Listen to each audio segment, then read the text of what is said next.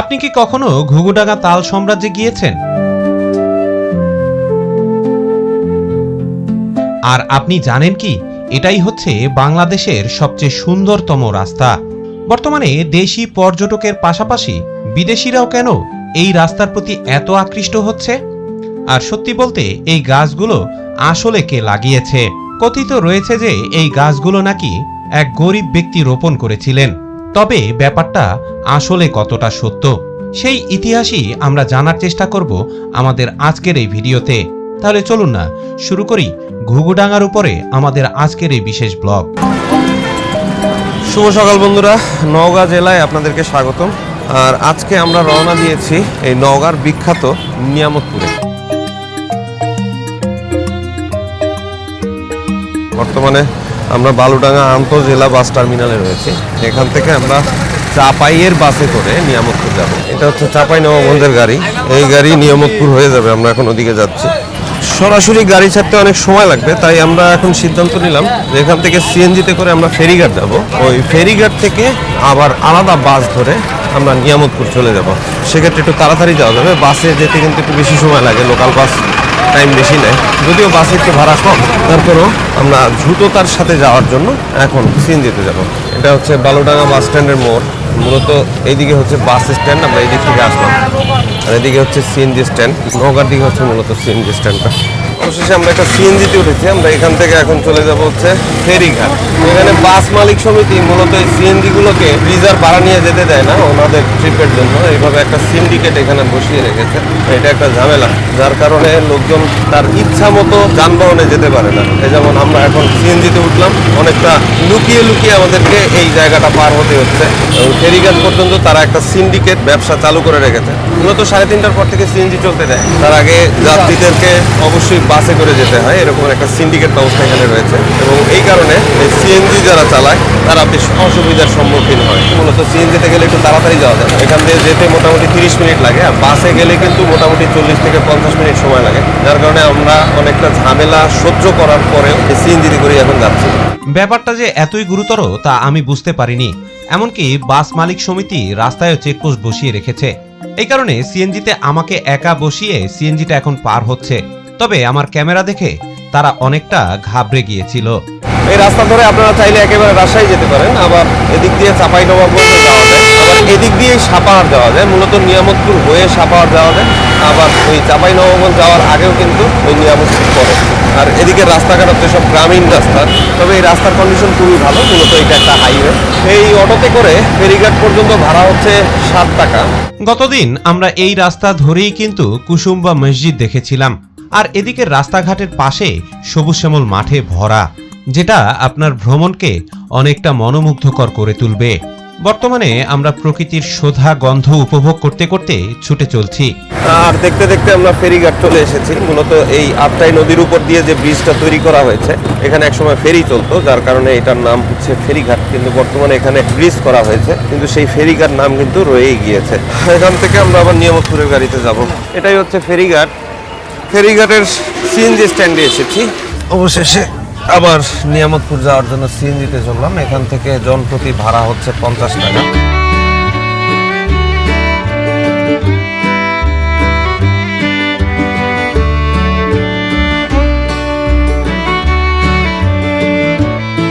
আমরা এখন গ্রামীণ রাস্তা ধরে ছুটে চলছি। এদিকে রাস্তাঘাট খুবই চমৎকার করে তৈরি করা হয়েছে রিসেন্টলি, যার কারণে চলাফেরায় খুব একটা সমস্যা হয় না। এই ফেরিঘাট থেকে নিয়ামতপুর পর্যন্ত যেতে মাত্র 20 থেকে 25 মিনিট সময় লাগে সিএনজিতে। আর এদিকে ভেতরে যাওয়ার অন্য কোনো ট্রান্সপোর্টও নাই, বাস তেমন একটা চলাফেরা করে না। সাধারণত সিএনজিতে করে যাওয়াটাই সেফ। এছাড়াও কিন্তু আপনারা চাইলে অটোরিকশাও যেতে পারেন। এই রাস্তায় চলতে চলতে আপনারা তাল সাম্রাজ্যের মতো অনেক রাস্তাই দেখতে পাবেন। এক কথায় বলা যায় নিয়ামতপুর যাওয়ার এই রাস্তাটা পুরোটাই তালের রাজ্যে ঘেরা। এছাড়াও এখানকার সবুজ প্রকৃতি আপনাদেরকে মুগ্ধ করবে। আর এভাবেই গ্রামীণ রাস্তা দেখতে দেখতে আমরা কিন্তু নিয়ামতপুর শহরে পৌঁছে গেলাম। আর অবশেষে আমরা চলে এসেছি। এটা হচ্ছে নিয়ামতপুর। এখান থেকে আবার ঘুঘুডাঙ্গা যাওয়ার জন্য আলাদা সিএনজিতে উঠতে হবে। মানে এই ঘুঘুডাঙ্গা পর্যন্ত বেশ কয়েকবার ভেঙে ভেঙে তারপরে যেতে হয়। আর ঘুঘুডাঙ্গা যাওয়ার জন্য আমরা একটা ভ্যানে উঠবো। এখন ভ্যানে চড়ে যেতে হবে। এখান থেকে জন প্রতি ভাড়া হচ্ছে 50 টাকা।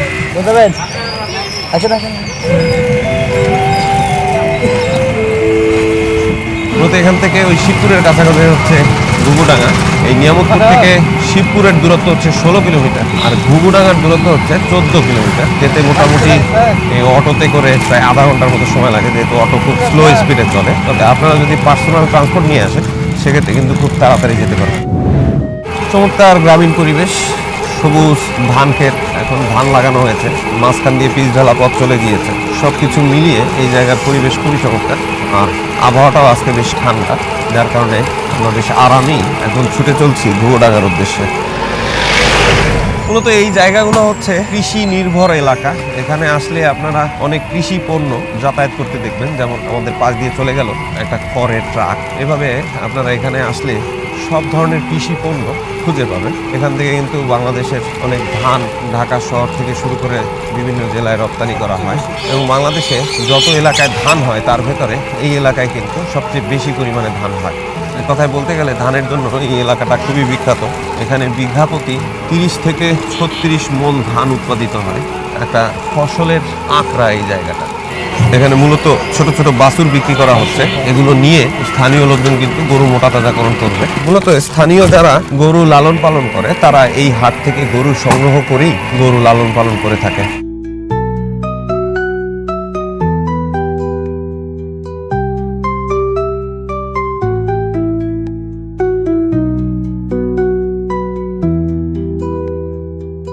অবশেষে আমরা ভালো রাস্তা থেকে ডান দিকের একটা ইটের রাস্তায় ঢুকে পড়লাম। এই রাস্তা ধরেই মূলত আমাদেরকে ওই ঘুঘুডাঙ্গা যেতে হবে।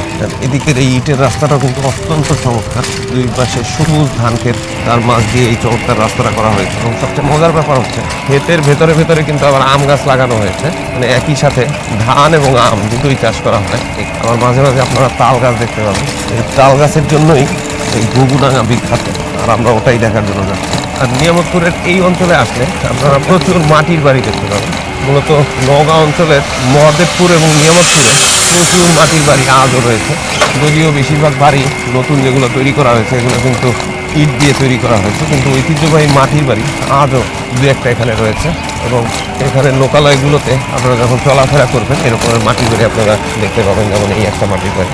ওই ইটের বাড়ির তুলনায় এইসব বাড়িতে থাকা অনেকটাই কমফোর্টেবল। যে দেখেন এখানে একটা মাটির বাড়ি, এটা দেখে আমরা একটু দাঁড়ালাম। এত সুন্দর করে রং টং করা, দেখলে আপনার মনেই হবে না যে একটা মাটির বাড়ি। এবং এই বাড়িটা কিন্তু দোতলা করে তৈরি করা হয়, অনেকটা অট্টালিকার মতো করেই এই মাটির বাড়িগুলো তৈরি করা হয়। এবং বাড়িগুলো কিন্তু আসলেই খুব মজবুত, মোটামুটি অক্ষত অবস্থায় অনেক বছর ধরে টিকে থাকে। একটা মসজিদ, পুরনো মসজিদ।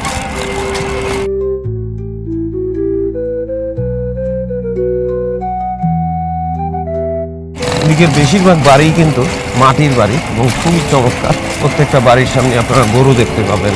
এবং মাটির বাড়িগুলোও কিন্তু দোতলা করে তৈরি করা হয়েছে। কিছু একতলা বাড়ি রয়েছে, কিছু কিছু বাড়ি আবার দোতলা। এক কথায় খুবই চমৎকার পরিবেশ।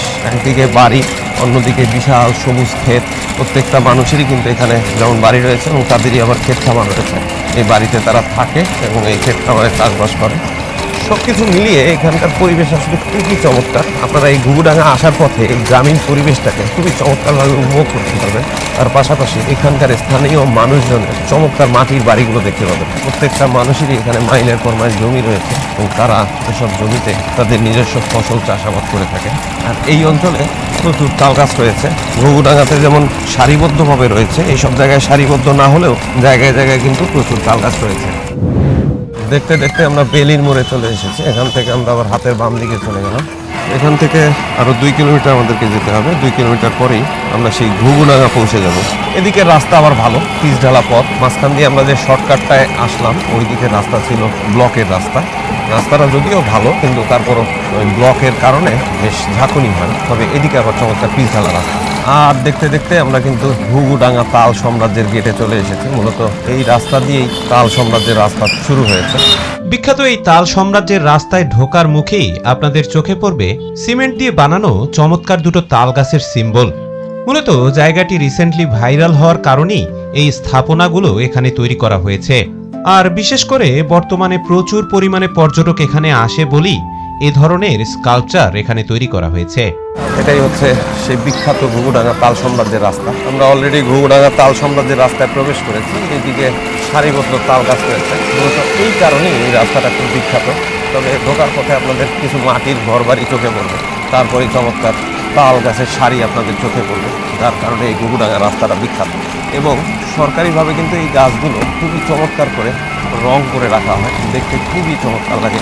দুই পাশে ধান ক্ষেত, তার মাঝখান দিয়ে পিচ ঢালা পথ এবং রাস্তার দুপাশে চমৎকার সারিবদ্ধ তাল গাছ, সব কিছু মিলিয়ে এখানকার পরিবেশ খুবই চমৎকার এবং এই কারণেই এই জায়গাটা বিখ্যাত।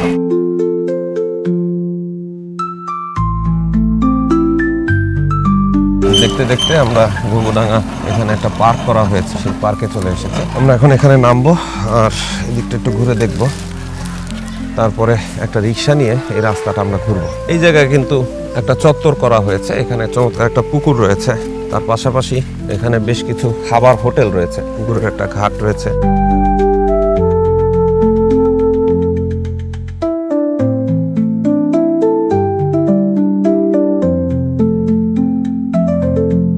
এবং পুরো পুকুরটাকে আপনারা পদ্ম পুকুর বলতে পারেন, পদ্ম গাছে ভরা, খুবই চমৎকার। পুকুরের চারপাশের পরিবেশও খুবই সুন্দর, জায়গায় জায়গায় ফুল গাছ লাগানো রয়েছে, নারিকেল গাছও রয়েছে দু একটা। তবে জায়গাটা উপর থেকে দেখলে মনে হয় যেন একটা সবুজ কার্পেটের ভেতরে আলপনা করা একটা রাস্তা, আর মাঝখানের পুকুরটাকে তো একটা আইকনিক সিম্বল মনে হয়। সত্যি এটা প্রকৃতি এবং মানুষের একটা অপূর্ব সৃষ্টি।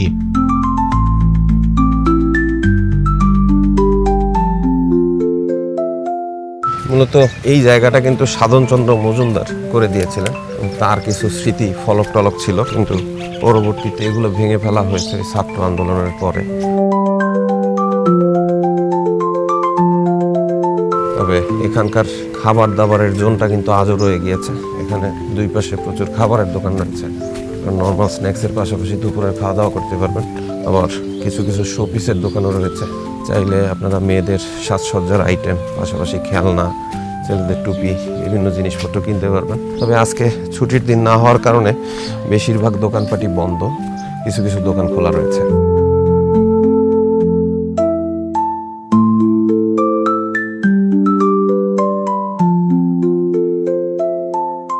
চলেন ভ্যানে করে এই রাস্তাটার একটা ফিল নেই। আসলে মূলত এখানকার বেশিরভাগ পর্যটকই বাইক নিয়ে আসে, বাইকে করে ঘোরার একটা মজা, ভ্যানে ঘোরার আলাদা একটা মজা। আমরা এখন একটু ভ্যানে চড়ে এই রাস্তাটা ঘুরবো। বলতে গেলে এই রাস্তাটা হচ্ছে বাংলাদেশের ভেতরে সবচেয়ে সুন্দর একটা রাস্তা, এমনকি বিউটিফুল বাংলাদেশের সিম্বল হিসাবেও এই রাস্তাটিকে ব্যবহার করা হয়। তবে এই তাল গাছগুলো আসলে কে লাগিয়েছে তা নিয়ে রয়েছে নানা রকমের ধোঁয়াশা। বেশ কয়েক বছর আগে একটা প্রতিবেদনে দেখানো হয়েছিল এই রাস্তার তাল গাছগুলো মূলত একজন গরিব লোক রোপণ করেছিলেন, এবং এও কথিত রয়েছে যে তিনি বাড়ি বাড়ি ঘুরে তালের বীজ সংগ্রহ করতেন এবং সেই বীজগুলো বপনের মাধ্যমেই এখানে দুই পাশে এরকমের চমৎকার গাছ তৈরি হয়েছে। কিন্তু ব্যাপারটা আসলে কতটুকু সত্য সেটা আমরা সামনে গিয়ে স্থানীয়দের সাথে কথা বলে জানার চেষ্টা করব। মূল যেখান থেকে রাস্তাটা শুরু হয়েছে, এখান থেকে এই তাল গাছের সারি প্রায় 1 কিলোমিটার পর্যন্ত রয়েছে এবং দুই পাশে এইরকমেরই তাল গাছের সারি, পুরো 1 কিলোমিটার রাস্তা জুড়ে এরকমের তাল গাছের সারি। এবং এইটা দেখার জন্যই বাংলাদেশের বিভিন্ন প্রান্ত থেকে মানুষজন এখানে ছুটে আসে। এটা দেখতে আসলে সত্যি চমৎকার। তবে এদিকে কিন্তু খুব বেশি একটা বাড়িঘর নেই, হাতে গোনা 2-1টা বাড়িঘর আপনাদের চোখে পড়বে। দেখতে দেখতে আমরা তাল গাছের একেবারে শেষ মাথায় চলে এসেছি।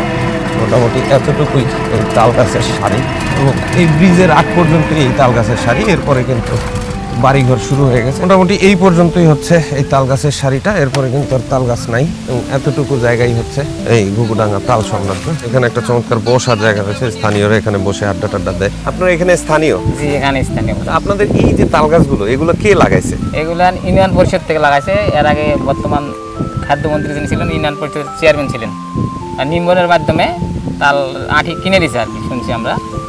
তাল আঠি কিনে দিয়ে ইউনিয়ন পরিষদ থেকে নিম্বরের মাধ্যমে উনি লাগাইছে। ইউনিয়ন থেকে নিম্বর পাঠাইছে, নিম্বররা মনে করেন তালের আঠি কিনে নিয়ে লাগাইছে। নিম্বর ছিল একটা, আমার গ্রামের সাত্তার আলাস সাত্তার হাজি, আর একজন ছিল কাবাসটা বেঁচে আছে অব্বর নিম্বর, দুজনই লাগাইছে আমরা শুনছি আর কি। শুধু কি এইখানেই লাগাইছে নাকি অন্য কোনো জায়গায় লাগাইছে? ইউনিয়ন কাউন্সিল থেকে আছে আর কি, সামনে এদিকে 1/2 কিলো হবে, এখান থেকে ওই মতো 1 কিলো, এখান থেকে হাফ কিলো 1.5 কিলো হবে। গ্রামের ভিতর তো ওই গাছগুলো নষ্ট হয়ে গেছে আর কি। এইখানে রাস্তাগুলোই শুধু সুন্দর আছে জি দুই জি, পাশে। বাইরে তো আর ভিতরে গুলো নষ্ট হয়ে গেছে, সাইডে গরু বাছুর বাঁধে, এই কারণে ভিতরে নষ্ট হয়ে গেছে। ও আচ্ছা, তো যার কারণে এই ব্রিজ পর্যন্তই হ্যাঁ, জি, জি। সবাই ঘুরতে আসে আর কি মোটামুটি। জি, জি।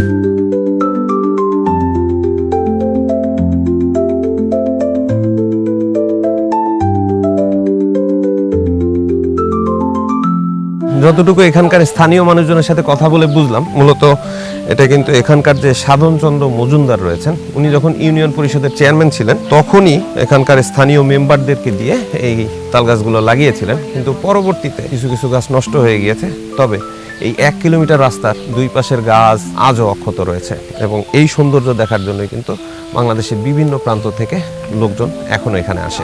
সবচেয়ে মজার ব্যাপার হচ্ছে এই যে গাছগুলো আপনারা দেখতে পাচ্ছেন, এই গাছগুলো কিন্তু প্রায় 30 থেকে 40 বছর আগে লাগানো হয়েছে এবং ওই সময়ে সাধনচন্দ্র মজুমদার এখানকার ইউনিয়ন পরিষদ চেয়ারম্যান ছিলেন, তিনি কিন্তু এগুলো লাগিয়েছেন। বলতে গেলে পরবর্তীতে রক্ষণাবেক্ষণও বেশ ভালোভাবেই করা হয়েছে এবং প্রতি বছর গাছের গোড়ায় রং করা হয়, রং নষ্ট হয়ে গেলে আবার নতুন করে করা হয়। এভাবে এই জায়গাটাকে সবসময় সৌন্দর্য মণ্ডিত করে রাখা হয়। আরও মজার ব্যাপার হচ্ছে এর চারপাশের ধান ক্ষেত, মানে দুই পাশেই চমৎকার সবুজ ধান ক্ষেত রয়েছে, মাঝখান দিয়ে রাস্তাটা। সুতরাং বন্ধুরা, ঘুঘুডাঙ্গার তাল সাম্রাজ্য থেকে আজকের মতো আমরা এখানে বিদায় নিচ্ছি। ইনশাল্লাহ আগামী পর্বে নওগাঁ জেলার অন্য কোনো জায়গায় দেখা হচ্ছে। সে বন্ধু বিদায়। আসসালামু আলাইকুম রহমতুল্লাহ।